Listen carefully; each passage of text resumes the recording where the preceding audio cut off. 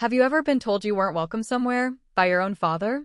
Not because you did anything wrong, not because there was a misunderstanding, but simply because he assumed your presence would ruin the moment? That's exactly what happened to me the morning of my mother's birthday. One sentence, cold, sharp, and delivered without hesitation, changed everything. I remember standing in the hallway of my apartment, holding the carefully wrapped gift I bought for my mom, replaying his words over and over. It wasn't the first time Richard dismissed me, but something about this one hit different. Maybe it was the timing. Maybe it was the tone. Or maybe it was because, deep down, I knew I was on the edge of something huge, something he didn't know about.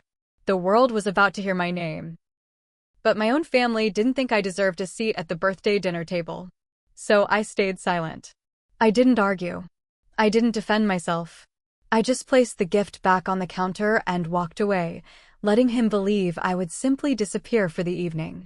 But what none of them knew was that before the night was over, everything they thought they knew about me would shatter. Have you ever had someone underestimate you so confidently that it almost felt rehearsed? That was my father, Richard. His ability to dismiss me wasn't accidental, it was a pattern. A habit. Almost a family tradition at this point. And that morning, when he told me I'd ruin Mom's birthday if I showed up, it wasn't anger he spoke with, it was certainty. The kind that stings deeper than yelling ever could. I stood there listening to him, phone pressed to my ear, staring at the gift I bought for my mom. A beautiful silver bracelet she'd once admired months ago. The irony? I remembered her preference. He didn't.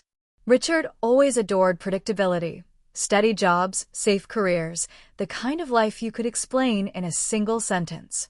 My sister Jenna fit that mold perfectly. Corporate job. Clean resume. No surprises. Meanwhile, I chose the unpredictable path, building a startup from scratch, pouring every hour, every dollar, every ounce of energy into something no one believed would work. Especially him. The contradiction always amused me. The man who preached following dreams couldn't handle watching me chase mine. But instead of pushing back, I simply breathed in, breathed out, and replied, okay. No anger. No arguing. Just quiet acceptance. Because deep down, I knew something he didn't. Something that would make this birthday unforgettable, in a way no one at that dinner table could ever anticipate. Have you ever waited for news so life-changing that every second feels louder than the last?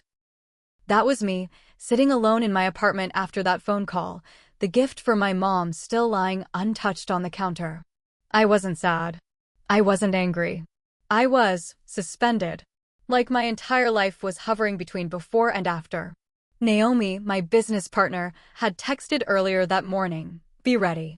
Today might be the day." And the day meant one thing, the acquisition deal we'd spent 2 years fighting for. 2 years of late nights, failed prototypes, rejections, breakthroughs, and moments so stressful I questioned everything. 2 years of my family calling it a hobby instead of a business. Then my phone buzzed. I swear I stopped breathing. I opened the notification and there it was. Congratulations. The acquisition has closed. Official announcement going live today. My hands shook. My vision blurred. Because this wasn't small money. This wasn't a modest win. This was millions. It felt unreal, like I was watching someone else's life unfold. Naomi called seconds later, screaming with joy, crying, laughing, all at once. And I just sat there, stunned, listening to my world shift. And meanwhile, across town, my family was clinking glasses at Mom's birthday dinner, blissfully unaware that the world was about to see my name everywhere. But what came next would change everything, and no one saw it coming. Have you ever watched a room react to news about you? When you're not even there. Because that's exactly what happened at my mom's birthday dinner. Picture this. A long table filled with relatives, friends, coworkers, people who had known me my whole life yet somehow knew nothing about me. And then the headline dropped. It flashed across someone's phone first. Then another. Then the restaurant TV in the corner. A ripple of whispers moved through the crowd like a wave gaining speed. Wait, isn't that Maya? Is this real? She sold her company? For how much? My mom, Helen, froze mid-bite. Jenna choked on her drink. And my dad, Richard, The man who said I'd ruin the evening stared at the screen with a face drained of color. The headline was everywhere. Local startup founder Maya Carter sells company in multi-million-dollar deal. Every eye turned toward my family. You know that moment when the truth hits harder because it's public? That was this moment. Suddenly, the daughter they'd dismissed was the story everyone wanted to talk about. And then there was Lucas, my ex, who'd once told me my startup was a cute experiment. He looked like someone had slapped him with reality. Twice. The room buzzed. Tension. Shock. Pride. Envy. Confusion. But none of them understood what this meant yet. Because Richard's reaction was the one that would set the next part of this story into motion. Have you ever seen someone realize a little too late that they bet on the wrong version of you? That was the expression on Richard's face when the headline repeated across the restaurant TV. He didn't look proud. He didn't look surprised. He looked exposed. Like the truth had peeled back every excuse he'd ever used to underestimate me. Without a word, he stood up from the table and walked outside. People at the dinner whispered, wondering what he was going to say to me. But honestly, I wasn't wondering at all.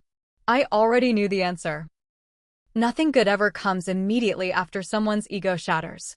Minutes later, my phone buzzed. It was my mom, calling from the bathroom, whispering frantically.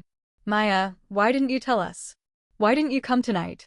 Everyone is talking about you. Her voice cracked, part confusion, part hurt, part something else. Maybe regret. Then Jenna texted, congrats. I guess. Short. Stiff. Exactly her style. But then came the message I didn't expect. Richard himself texted, we need to talk. Come to the restaurant.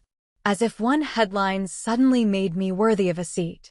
Have you ever had someone treat you like a burden 1 minute and a trophy the next? I stared at his message, feeling the shift cold and obvious. And at that moment, I knew exactly how I would respond. I stared at my father's message for a long moment, feeling something I hadn't felt in years. Clarity. Not anger. Not revenge. Just clarity. And for the first time, the power dynamic wasn't tilted against me. It wasn't tilted at all. It was balanced, finally.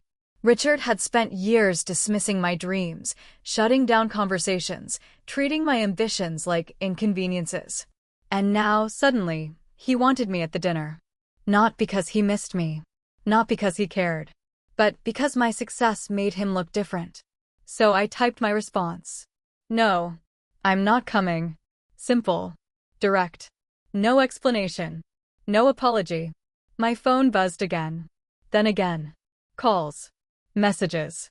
Apologies wrapped in excuses. But I didn't answer. Instead, I sat on my couch, the world buzzing around me, Naomi still calling every few minutes, friends sending screenshots of headlines. And I realized something important. Silence wasn't weakness. Silence was choice. Silence was power. Have you ever noticed how choosing yourself feels like the loudest thing you can do? That night, I didn't ruin my mother's birthday. I didn't ruin anything. I simply refused to shrink so someone else could feel comfortable. And for the first time, that was more than enough.